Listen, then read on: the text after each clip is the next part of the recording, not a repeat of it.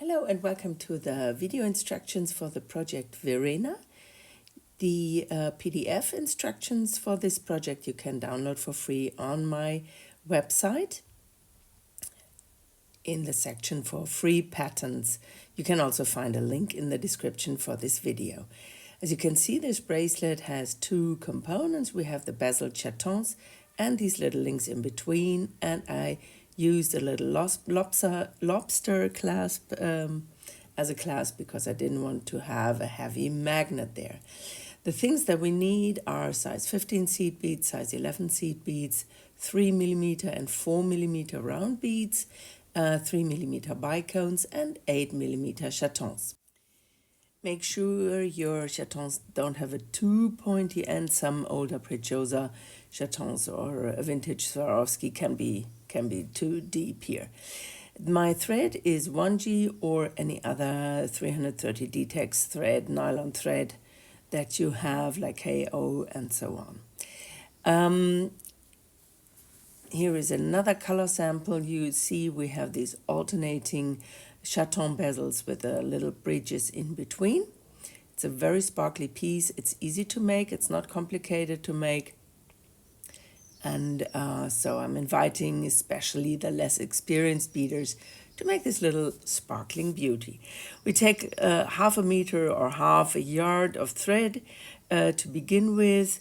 To show you what I always do with my thread end, I just leave it on the spool or wrap it around my index finger of my non-dominant hand so I have a good counter tension, and we string 6 size 11 beads and then make a ring by passing back through all the 6 beads, and then again you weave through the first of the 6 beads to have like this overlap of your thread, and in this way we create a little ring.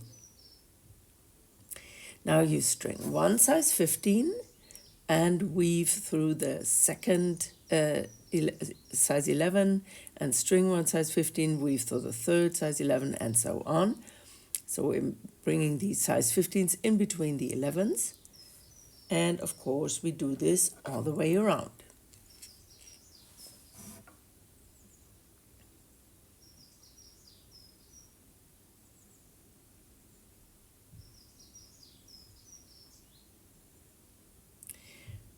When you're done with this,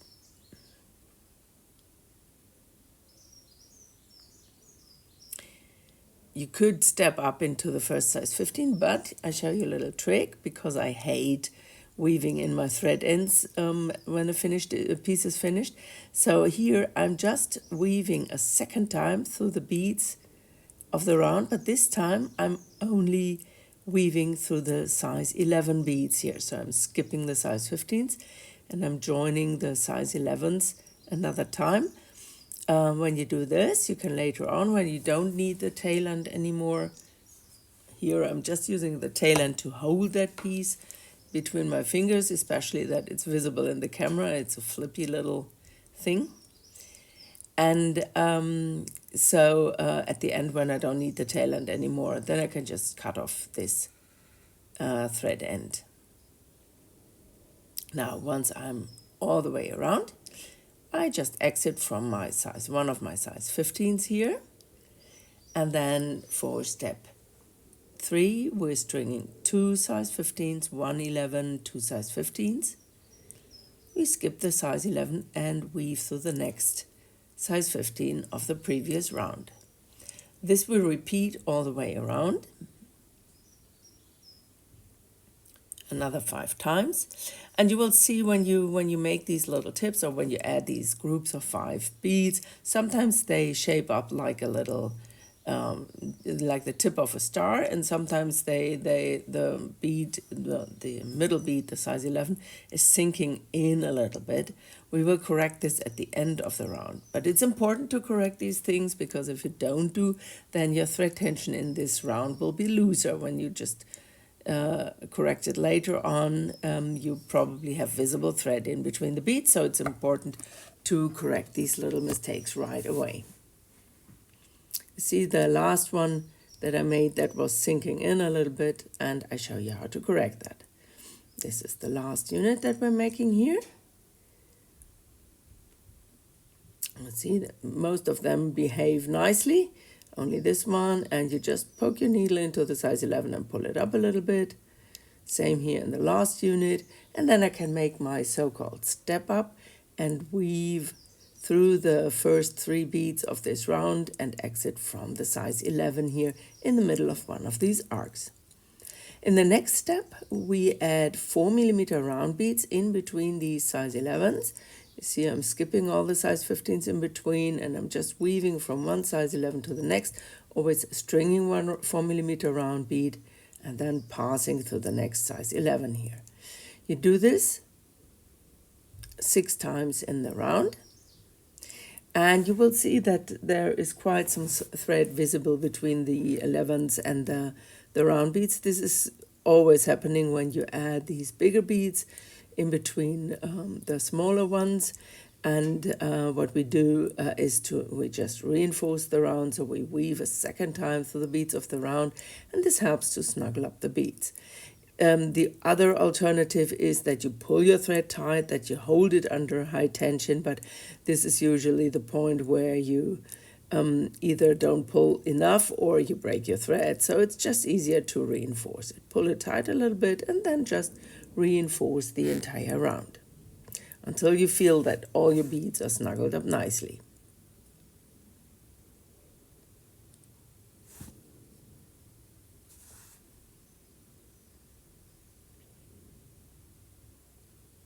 You see, each time I'm exiting one of the round beads, I pull it tight, and you also see that it's cupping up a little bit.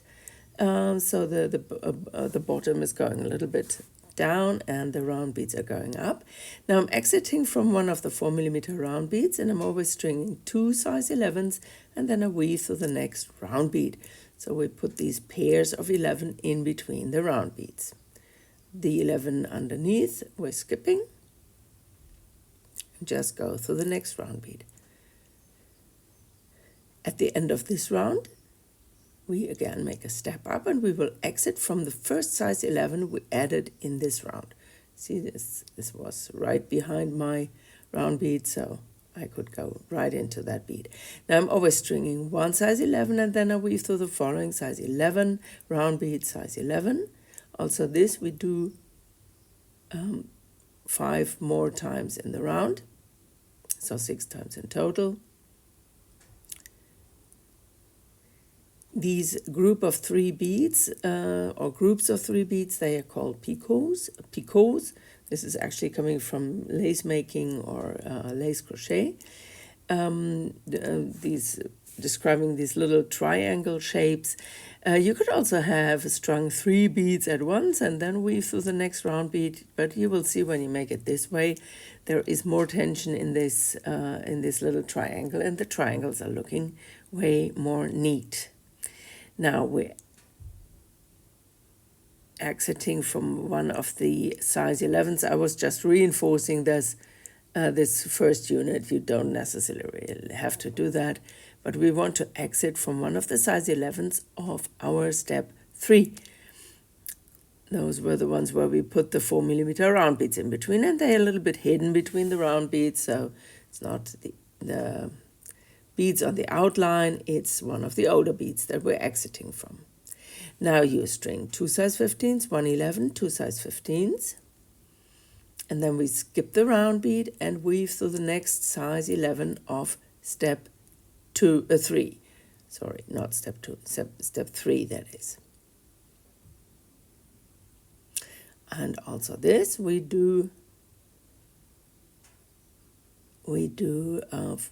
6 times around in the round in total. You see when these beads, when they are like a little bit hidden between other beads, it's you have to pull them up with your needle to get through the beads. And this is often where people think like, it's very tight here, so maybe I take a thinner needle. The bead, the size 11 where we weave through, this is not filled with thread, so there's still space in the bead, but it's not so easy to get in between the beads. So don't take a thinner needle, take a stronger needle.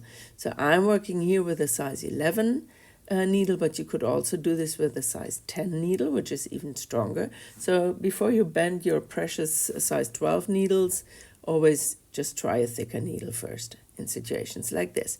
Now you see we have all these 5 little arcs around. They look a little bit wonky, but that doesn't matter as long as they are all snuggled up. The beads are all snuggled up. We're exiting from the size 11 of one of these new arcs, then string one bicone and weave through the next size 11. And you see I'm not pulling my thread tight here yet, because this will be the bezel that's holding your chaton, and we still have to put the chaton in the bezel. So weave around or weave in the round, but leave your thread loose as I'm showing that here. Don't pull it too tight. At the end of the round, you can still just loosen the thread again, as long as you didn't reinforce it or whatever. It's easy to just push your pinky in there and then loosen up the beads of the round, and then you can put the chaton in. What I usually do is, here I demonstrate this only for a short part, but after adding my bicones, I still loosely reinforce the entire round, and then I will exit from a size 11. I skip this here, so weave a second time in the round, and then put your chaton in the bezel. You see that my beads are not pulled tight yet. Put the chaton in the bezel, and then you can pull it tight. If you reinforce the entire round, which I didn't do here, but if you reinforce the entire round and pull it tight, the beads will already stay put. I didn't do that, so I still have to reinforce this round with the chaton inside that bezel. Both versions work, but try the reinforcing first and then pulling tight version. That's really my preferred one. Now, once the beads are snuggled up, I exit from one bicone, string 2 size 15s, skip the size 11 in between, and weave through the following bicone. So we make another round of picots here. As you can see, this time we add size 15s, pairs of size 15s in the first place. So these picots will be smaller than the ones at the outline. And once we added those size 15s in all 6 positions,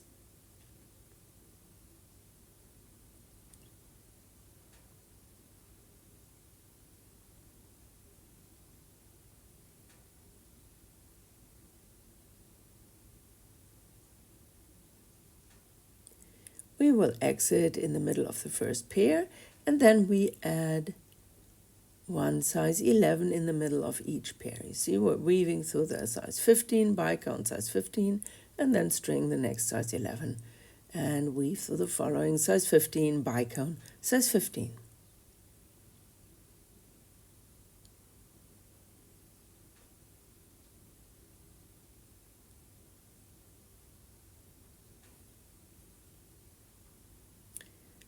Once this is completed, we will weave forward to the outline. This round completes the chaton bezel, so your bezel is actually ready. But afterwards we have to take care how it's going on, how we join it to the other chaton bezels that we did, or in this case here, how to attach the clasp. You see, that's the chaton bezel. It's finished so far.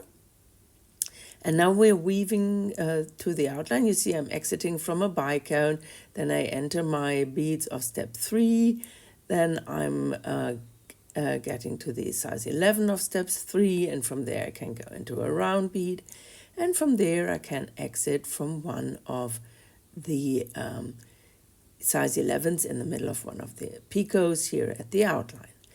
And here on our very first chaton bezel, we will attach our clasp. We create a little loop that is including the loop of the clasp, the loop end of the clasp. There's a little loop on one end, and the other loop, the bigger loop end, is going to be the clasp. So we string 2 size 11s, 1 size 15, the loop of the clasp. I strung both size 15s at once because the loop is big enough that they go through that loop. not the size 11s, but the 15s. If your loop at your clasp is smaller, then just string one size 15, then the loop, then another size 15. We pass back through the size 11 where we were exiting from. I just did that. And then I reinforce the entire round. I weave a second time through the beads of the round to secure the thread a little bit better. And then I will exit from the first size 11 here that I added in this round. And in this position, I string a size 15 and weave through the following 4 beads.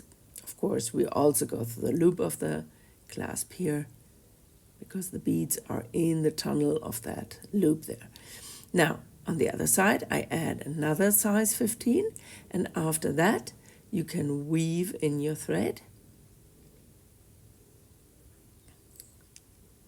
And to weave in the thread, you can reinforce the loop another time, but I usually reinforce it on the base of my bezel. So you see I'm going through the round bead, then the size 11.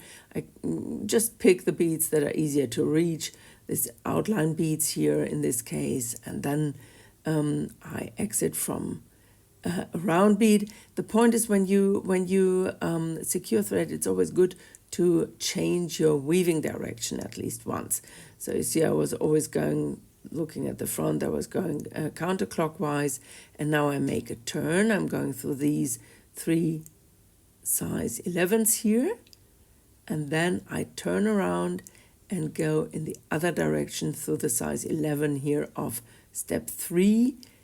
And this change of direction, is always good to fix your thread, that the thread is not getting loose. If you only weave in the same direction in the round, you have to weave in way more thread than when you change your weaving direction now and then. That's just a little trick. See here, I'm just fixing it on the back of my bezel, and now I can cut off both ends, the beginning tail and the end tail at once, and that's my first component finished. Now, we repeat steps 1 to 12, make a second bezel, the same way like the first one. And again, we exit from one of the size 11s here at the outline, the middle size 11 of one group, and we string 2 size 15s, 1 11, 1 3mm bicone, 1 11, 2 size 15s. And then we pass back through the bead that we were exiting from. And then we forward through the first 3 beads, so we're exiting from the size 11 right in front of the bicone. Now we string 1 11, 1 3mm round bead, 1 11, 1 3mm bicone, 1 11, 1 3mm round bead, and 1 more 11. It's a long strip.